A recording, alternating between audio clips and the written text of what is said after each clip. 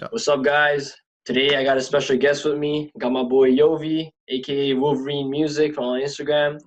What's up? He's like one of the great drop shippers that I actually know in real life. Did some big numbers. Why don't you just introduce yourself and let the people know what's up?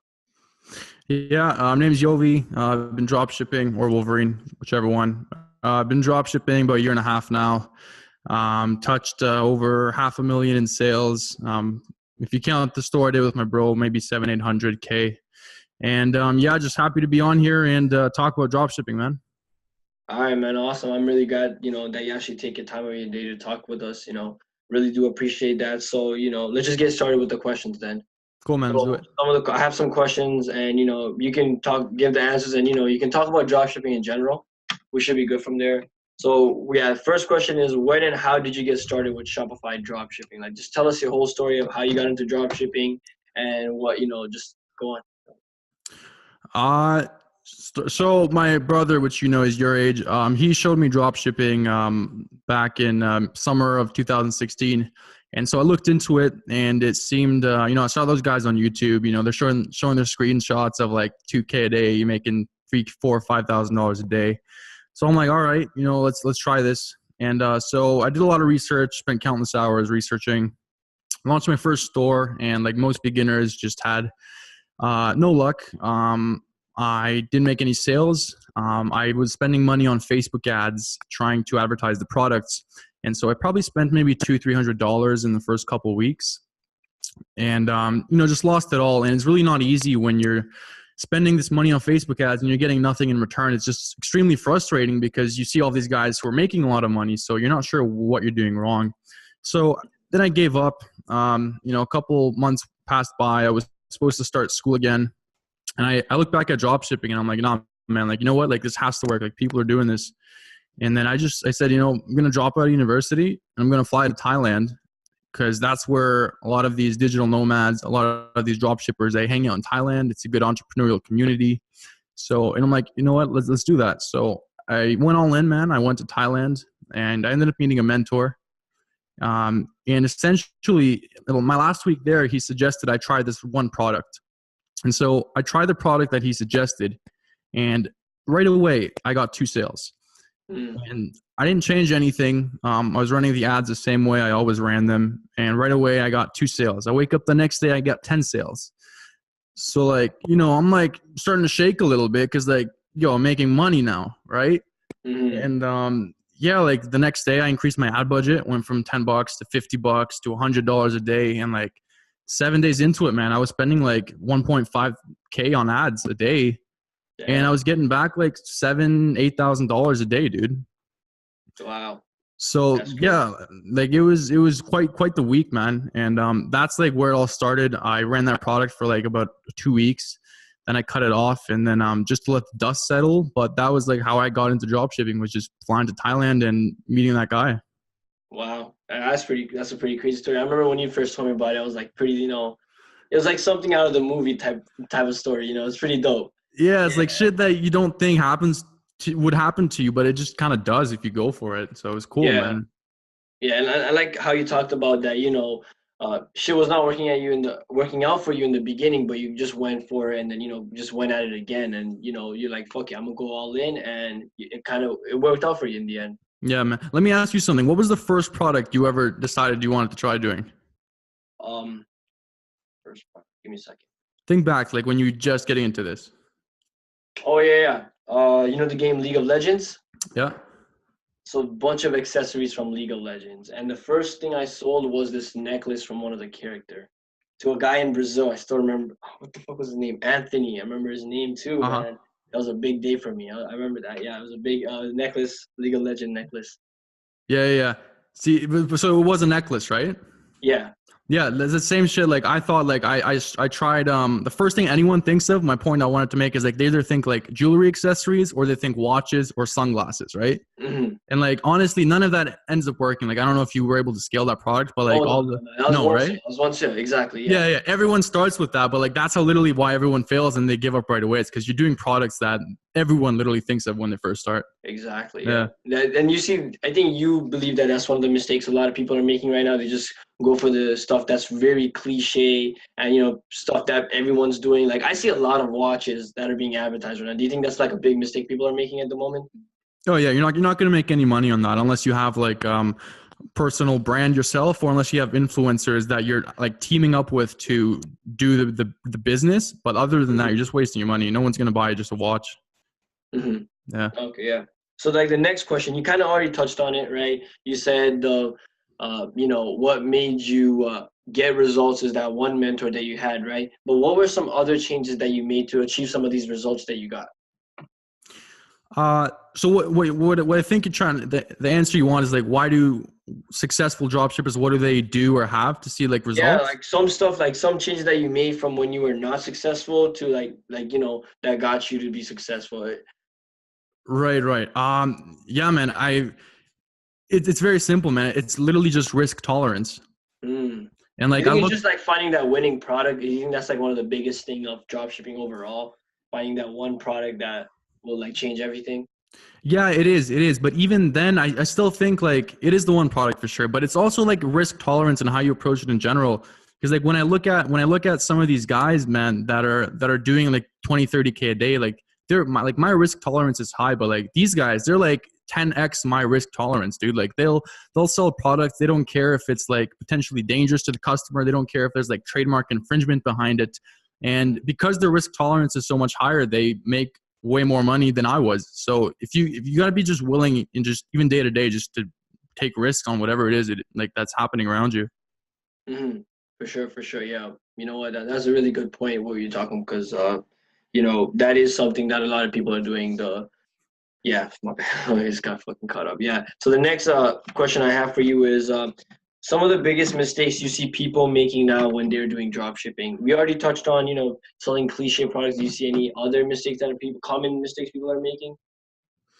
Yeah, man. It's like everyone does this, man. It's like they worry about irrelevant things. Like they're trying to Mm. perfect their store. You know, they're asking me like, hey man, like do you think I should use this logo or this logo or like this font or this font? I'm like, dude, none of that shit matters. Literally, the only three things you need to make like $100,000, dude, is a product, a good ad, and the right audience, man. Three things. Mm-hmm. You Mm-hmm. get those three things, you're balling, man. You're balling. Basically, yeah. It was like kind of the 80-20 rule that a lot of people talk about, right? Like this Mm-hmm. 20% of the things that generate 80% of the results, right? Or like, Exactly, you man. know what I mean? Exactly, right? So yeah, I do agree with you where, because I get a lot of DMs as well. And maybe Mm-hmm. you had friends who wanted to do drop shipping and all they do is, you know, worry about the smallest part. Like, hey, when you do ad, do you do this? You know, do you Yeah. put a word? Do you put an exclamation mark? Do you put an emoji? Yeah. Well, what do you tell them? What do you tell them? You know, I try to answer them. I tell them, you know, it's not that relevant. Uh, Focus on the main part. But, you know, I see a lot of people doing that. And maybe that's why a lot of people don't succeed. You mhm. know, these are some mistakes. You have any other things to add on to that? No, I think that's mainly it, man. Like I was telling you before too, man. Like that one buddy that did like over 3 million, he had a store. He didn't have a logo, dude, and it was just like a white store with like a couple pictures, and he did over 3 million, man. That's crazy, So man. like Three it does, million. you know what I mean? Like it's so much stuff's irrelevant that people just focus too much on. So Mm-hmm, mm-hmm. yeah. So what we talked about when we first met is that I was talking about Instagram influencer, but you said your main traffic source was just Facebook, right? And you Mhm. said, you know, even just now you mentioned that you were spending anywhere from, you know, $1,000 to like some like, did you like spend like 2,000 or some dollars on ads a day with Yeah, your store? later on, like a couple, like 5 months into it, man, I was spending at one point, dude, it was $8,000 a day on Facebook ads, man. Wow, Yo, $8,000 a day. That's credit cards maxed out, bro. Like I had like 5 different credit cards. I was trying to get money from my grandma and my parents, bro. Like, wow. That's yeah. actually, oh, you know what? That's crazy, man. So yeah, I just wanted to ask you, you know, if you can drop some value, maybe some practical tip, like Facebook ad tips for the people out there, because a lot of people, you know, Facebook ads something you actually got to spend money and got to have experience to be actually good at it, right? So is there any practical tips that you can give to people today for their Facebook ads? Yeah, man. Like when I look at my campaigns that like worked and like Hmm. even just how I did the whole e-commerce thing in general, like you really got to stray away from all the YouTubers, man. Cause like, no offense to you, I'm not talking about you, but like just people like that watch the videos in general, they try to do everything step by step, man. And that's why Hmm. like the ads, like for most people fail. My ads, I literally didn't do anything that's on YouTube. I literally just tested every like variant possible. So I Hmm. tested like you know, like I had a product and I thought that women aged 18 to 30 would mainly buy it. And so that ad set wasn't making me money. But then I'm just like, you know what, let's just try something. Let's try 18 to 65, even though there's no way like that a 55-year-old would want this product. And to my surprise, like that ad set was actually the profitable one. And that's the ad set I scaled, which didn't make logical sense, but like it just worked for some reason. Exactly. So just literally like throwing spaghetti on the wall, dude, and just seeing like what actually works. Wow, yeah, that's true because that one of the things I learned when I was first drop shipping is, you know, don't be emotional with your store or your products or your ads, right?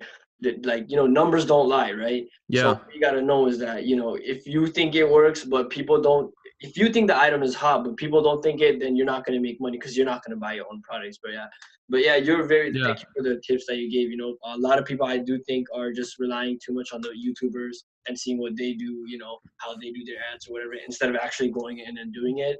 So that was really good point you made. But another thing I want to talk about is we were talking about Instagram DMs and you were talking about ethics and greeds and stuff like that. Can you touch on that as well?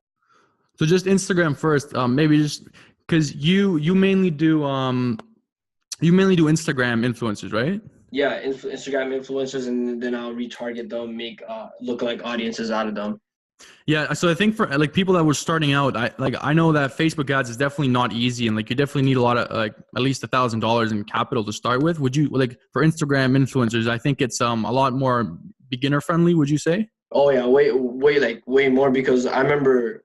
I don't know if I told you, but you know, as I told you, I just got the necklace sale. Yeah. After that, for the next 3 weeks, I spent I think like $500 on ads and on Facebook, and I got nothing. And then that one day, it's crazy how it was actually I was messaging Shopify support, and the support dude told me to try Instagram influencers. Really? And then yeah, it was funny. And then I was like, all right, I'll just try some influencers out, right? And then I tried out some influencers, and then like after the first hour of the shout out, I got a sale. And I think that day I got like 5 sales. And then from then on, I just kept on doing Instagram influencers because it was so much easier for me. And then I also realized that after I did some Instagram influencers, my Facebook ads were getting a little better, maybe because the data was a little more, the pixel was a little more optimized as well. Yeah, for sure. Yeah. For sure. So you gonna say something? I thought you were gonna say something. No, I'm just wanting to hear your opinion on influencers because I've never even touched influencers, man. I've tried to reach out to these pages, dude, but like half the time, like more than half the time, they don't answer me, and it just ends up like being a waste of my time. So I just kind of said, you know, screw the influencers. But I'm sure they work for like a lot of people. Yeah. Did you ever try like when you DM them, do you like comment, check DM and stuff? That shit works too. Yeah, I don't know, man. It was like a few months ago. I tried, but like I couldn't even find that many, man, that like had like a good following. And they're really hard to reach too. So I don't know. Especially now, there's a lot of bluff on Instagram because of the fake followers, fake likes too. You know, it's engagement groups, all that. Yeah, that really sucks about it, right? But yeah, that's the influencer. But yeah, the ethics. Remember, you said you're gonna talk about ethics or greed or something like that. Remember about the whole Shopify? Yeah. Well, before we even started this, like I was telling you about like we were talking about like the shipping times and the e-packet and shit, right? Yeah. Like that's just another example. Like what I wanted to say was like unfortunately this is the case, but it seems to be that the more you push your moral boundaries, the more you're willing to cross certain lines. Unfortunately, the more profit you end up making. So it becomes really difficult to decide like should you cross that line, even though it's probably not. It's likely unethical for the profits, like the shipping times, right? Like sending with e-pack, it's going to cost you, let's say, $3 extra, right? Yeah. The customer gets it 1 to 2 weeks, cool. But you could ship it for free, except the customer is going to receive it in 1 to 3 months, right? Which isn't a big deal. But then the question comes, once you process 10,000 orders, that $3 multiplied by 10,000, you're looking at $30,000 of pure profit that you would have had in your pocket. Like Splashman could take the 30K and go to a strip club. You know what I mean? Oh yeah, man. Almost like, 18 in a month. Almost 18, eh? Like that's what I mean, bro. So like, yeah, man, just like having like that ethical boundary of like, should you ship it with e-packet or should you take the extra profit? You know, that's like one of the hardest things I found was just like ethical decisions like that. Yeah, definitely. I do agree with you because in the beginning, I think when I got my first sale, it was I was like, I was looking at all the money I spent just acquiring that. So I was like, shit, debating if I actually want to ship it with e-packet or China Mhm. Post. Yeah. And yeah, I ended up doing it with e-packet because I'm like, if I'm gonna get a reoccurring customer, it's better to keep them satisfied, right? Hmm. So that's one of the things I made sure that I did. But just Shopify in general, you started doing like Shopify again, right? Because I believe you stopped for a little bit. Yeah, I'm looking back at getting into it now, but I'm trying to do it like I don't want to do it the way I was doing it. I want to build a legit brand with like recurring customers and preferably a subscription model so that the Mm, income would be recurring other mhm. than just a one-time sale. I don't know, have you heard of Trey Llewellyn? No, I haven't. He's Can you spell it I for got me? I got my funnel hacker shirt here. But Hey, yeah, yeah, I gang, got gang. mine too. I got mine recently. It's I pretty thought you cool. would wear it, man. I'm disappointed. Yo, it should have been. Oh man, I should have, man. I should have. Did Shit. you get the stickers too? Yeah, I got it on my Yeah. laptop. I'm using Yeah. my laptop. I can't show you, but yeah, it's pretty Yeah, I dope. got the two. But no, I was gonna say Trey Llewellyn's like a ClickFunnels guy, and like he used to do like the product hunts, man. Like he would hunt products like me and you. He would run Facebook campaigns. He would make whatever 100K in a month, and then the product dies down, and he has to look for a new product. And he Yeah. was trapped in the cycle of he called it the product rat race. And then Mm, what he did was he sold a product. He switched to ClickFunnels, and then on the upsells, he would sell a subscription model so that that customer would now pay him $30 or $40 every single month. And so that way, mm, he had a more sustainable business. That's you could also sell for more money now that it has recurring customers, and it's just worth a lot more to both parties. Yeah, I see that some of my friends doing that as well, and I kind of getting into it. Like what they Mm-hmm. do is they find a winning product, they bring it over to ClickFunnels and just add a bunch of upsells. And I think me Yeah. and your brother were talking too. When you do that, your average order value just like shoots up because of all the upsells and downsells you add into On ClickFunnels. ClickFunnels, yeah, yeah, Yeah. Because I remember me and your brother were talking about how his. They said, I think your brother said your average order value went up by 3 times just because you guys switched to ClickFunnels and you guys are doing it like that. yeah. 3 times, man. It's just like if Shopify could implement what ClickFunnels has like Shopify would just like sales would go through the roof, man. Wow, that's actually crazy, man.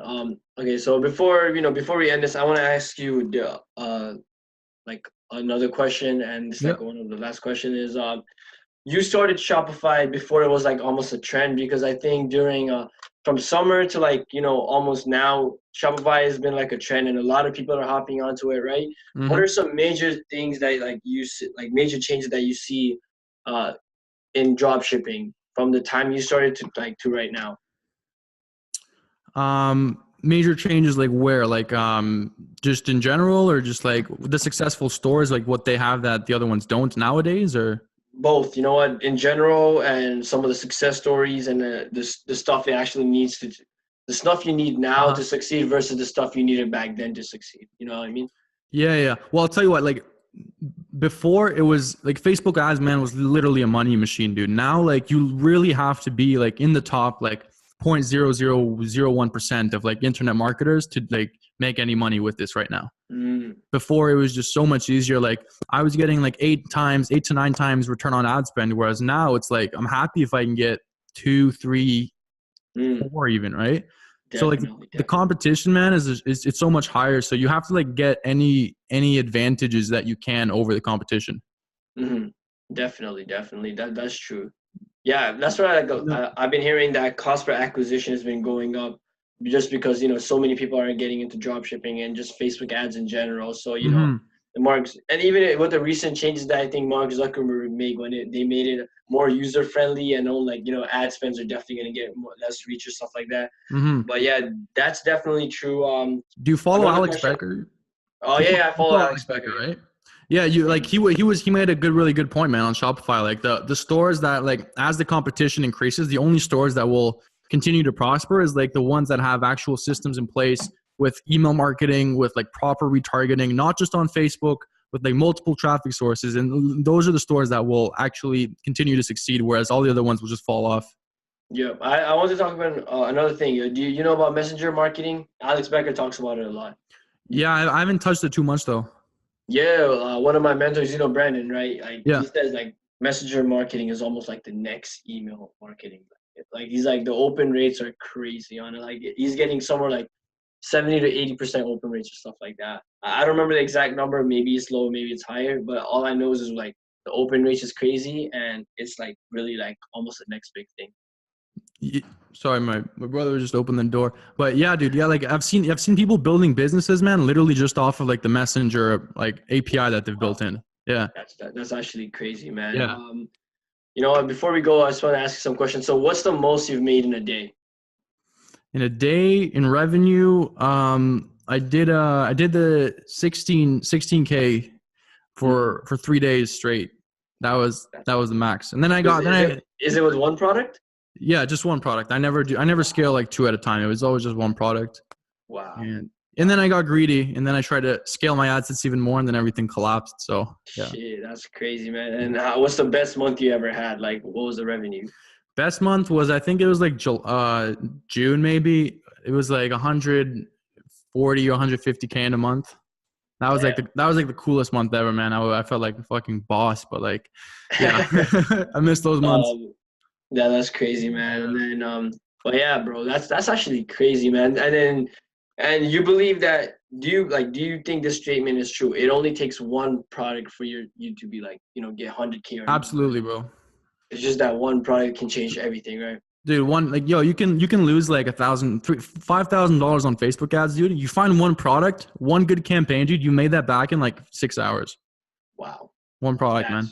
Yo, man, that's crazy, bro. That's where we go. One product, yeah. Yeah, sorry, you're saying? No, I was gonna say like that's how we should end the video. One product. But yeah, before we end the video, you know, tell people where they can find you. YouTube. I know you do crypto now. You know, you crypto news. You got your Instagram. Plug everything, man. Go for it. Yeah. I keep the crypto on the low key. Don't wanna put that out in the public yet. But if anyone who's watching this can follow me on Instagram, it's Wolverine Music. Wolverine is spelled WLVRNE Music, I think. Mm-hmm. And yeah, Instagram is the best place to just reach out to me if you have any questions. All right, for sure, guy. Yeah. But yeah, I really appreciate you taking your time and doing this. You know, if you have any questions, hit him up on Instagram or me as well, right? Thanks to anyone who actually took the time and watched this, and thank you for coming on and doing this interview. I really do appreciate it. Thanks for having me, man. All right, man. Have a great day. Cheers. Wait, I'll just stop.